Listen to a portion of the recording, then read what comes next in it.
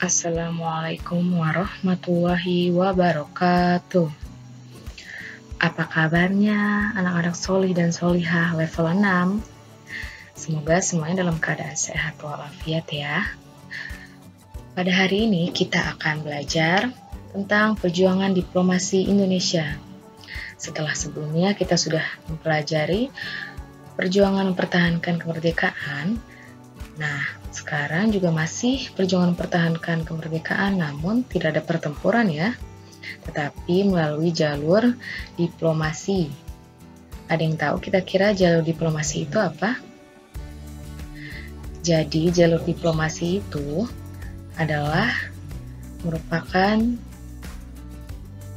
pertemuan antar wakil-wakil negara atau para diplomat.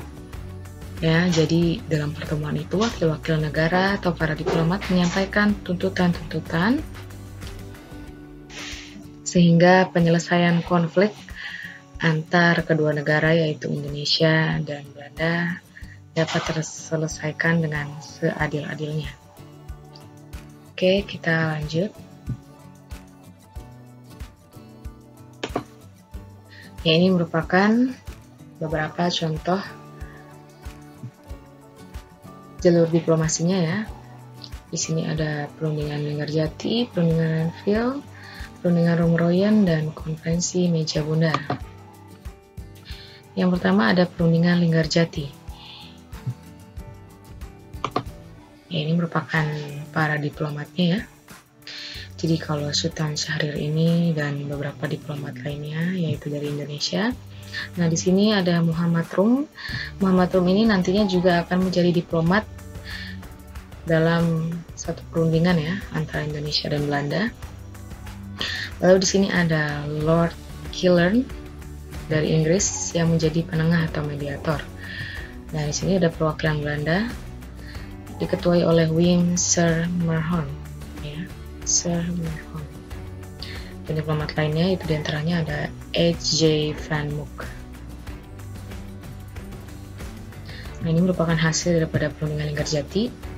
Ya, kalau kita lihat di sini dari hasil perundingan ini, nah, nomor 1 ini tentunya sangat merugikan Indonesia ya. Karena wilayah Indonesia hanya terdiri dari 3 wilayah ya. Jadi dan juga nomor 4 ini juga merugikan Indonesia ya. Jadi Indonesia menjadi negara persemakmuran, bukan negara yang mandiri. Jadi kalau negara persemakmuran ini harus urusan keluar negerinya itu semua diatur bawah kekuasaan Belanda ya, Ratu Wilhelmina. Nah, di sini ada catatannya dari perundingan ini. Jadi kenapa perundingan ini bernama perundingan Linggarjati? Karena dilaksanakan di salah satu desa yang bernama Linggarjati. Tapi pada 20 Juli 1947, Gubernur Jenderal Belanda H.J. Van Mook yang merupakan salah satu diplomat dalam perundingan ini menyatakan bahwa Belanda tidak lagi terlibat dalam hasil perundingan ini. Jadi dia melanggar hasil perundingan Linggarjati. Dan pada 21 Juli Belanda melakukan penyerangan. Penyerangan ini dinamakan agresi militer Belanda 1. Nah, padahal di sini perundingan Linggarjati ini sudah jelas ya bahwa disetujui Belanda harus meninggalkan wilayah RI paling lambat tanggal 1 Januari 1949. Tapi Belanda melanggar dan malah melakukan penyerangan. Ya, karena belum menemukan kesepakatan yang seadil-adilnya ya. Jadi kedua belah pihak belum berhenti berkonflik, maka lanjut ke perundingan Renville. Ini merupakan diplomatnya. Kalau dari Indonesia ada Amir Syarifuddin. Diplomat lainnya ada Ali Sastroamijoyo, Haji Agus Salim, Dr. Choa Tiklen, Dr. Johannes Laimina, dan Nasrun. Lalu dari Belanda sendiri di sini ada R. Abdul Qadir Wijoyo Atmojo. Nah, di sini dalam perundingan ini terdapat komisi 3 negara. Jadi di sini ada dari Frank Potter, yaitu dari Amerika Serikat ya, menjadi ketua dalam perundingan ini. Lalu di sini ada dari Australia, Richard Kirby, mewakili Indonesia ya. Lalu di sini ada Belgia, Paul van Zielen, mewakili Belanda. Ya, ini merupakan hasil daripada perundingan Renville. Nah, Indonesia semakin dirugikan ya. Dalam perundingan ini, Indonesia justru semakin berkurang wilayahnya ya. Tadinya seluruh Pulau Jawa, sekarang hanya Jawa Tengah dan Yogyakarta saja. Lalu juga Indonesia juga harus menarik mundur pasukan TNI. Dan perundingan ini kenapa bernama perundingan Renville? Karena dilakukan di atas kapal perang Amerika Serikat yang bernama Renville.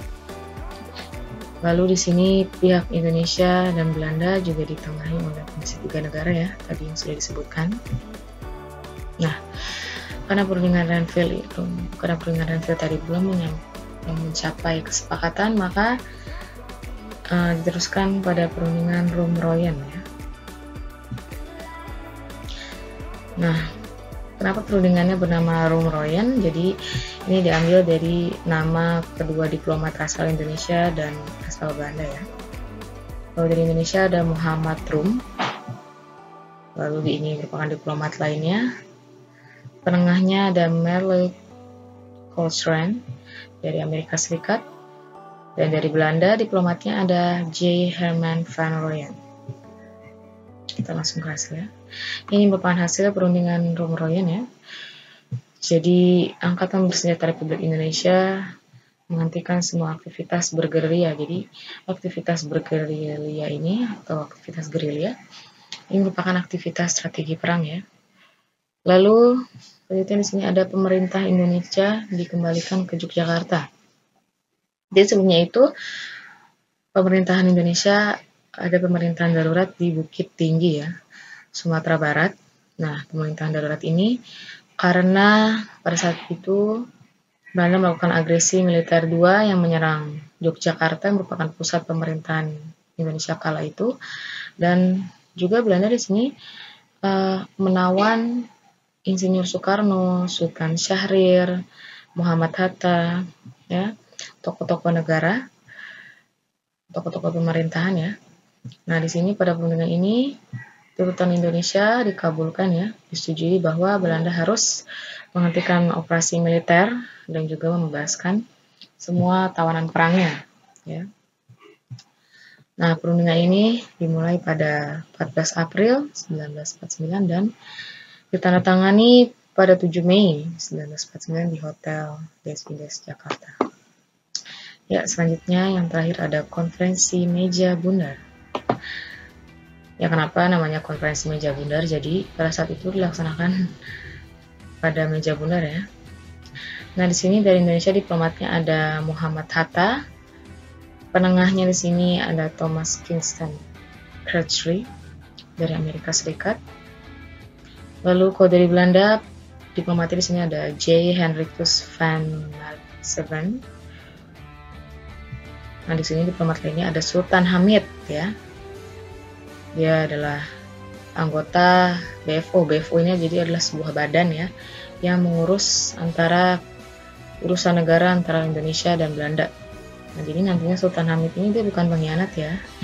Jadi justru setelah nanti Indonesia berhasil merdeka sepenuhnya, Sultan Hamid ini nanti dia adalah merupakan jasanya itu ya. Yaitu adalah membuat atau pembentuk lambang negara Indonesia yaitu burung Garuda ya.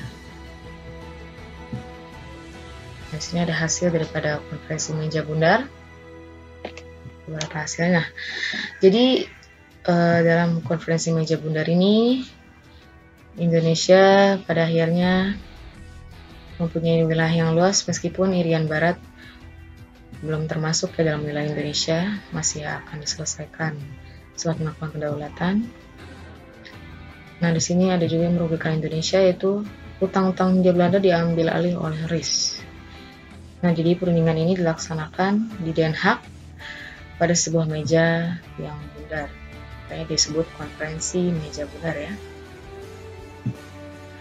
Ya, sekian materi perjuangan diplomasi Indonesia ya pada hari ini.